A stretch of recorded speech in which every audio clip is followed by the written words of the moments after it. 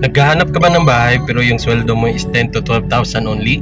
Worry no more, because if you will watch this video, I will teach you where and what project you choose in order for you to get a unit. Alright?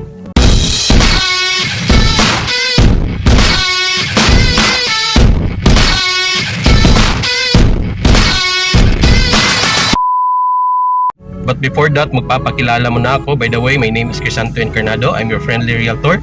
I'm a father, a realtor, and a family man. And by the way, welcome to my channel, Unboxing Real Estate PH.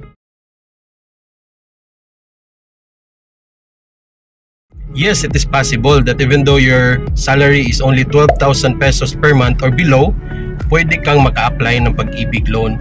And yung mga units na pwede natin kunin dyan, yung mga socialized units or mga socialized housing. This is the secret ng mga developers. Mostly, the developers here in the Philippines are mandated to put up socialized housing units on their subdivision project. It means that they will allocate like 20 to 30% of the whole subdivision project na puro lang siya mga socialized housing. The reason for this is that the government wants that every subdivision projects will allocate those minimum earners, like yung may sweldo na 12,000 below, and pwede sila apply in pag-ibig with the only monthly of 2,000 to 3,000 pesos per month.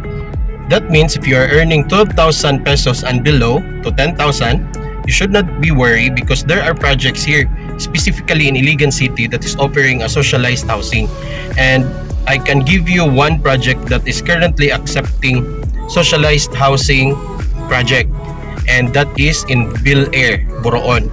So Bilair, Boroon, meron silang socialized housing ngayon, pre-selling.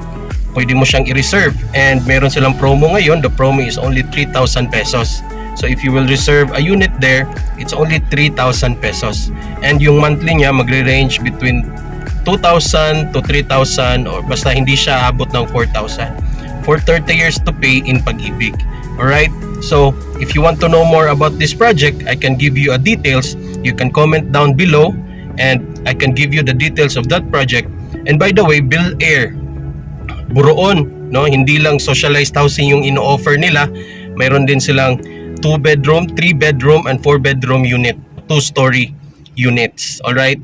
So I hope that I have enlightened you, no, on this question of yours. And if you want to know more anything about real estate, I can help you. Kung isa ka sa mga naghahanap, swak ka dito sa topic natin ngayon, I can offer to you the Bilair project in Boroon. Alright? Thank you so much for watching. I hope you have learned something new today. Please subscribe to my channel, Unboxing Real Estate PH. Paalam pansamantala, and God bless us all. Goodbye and God bless.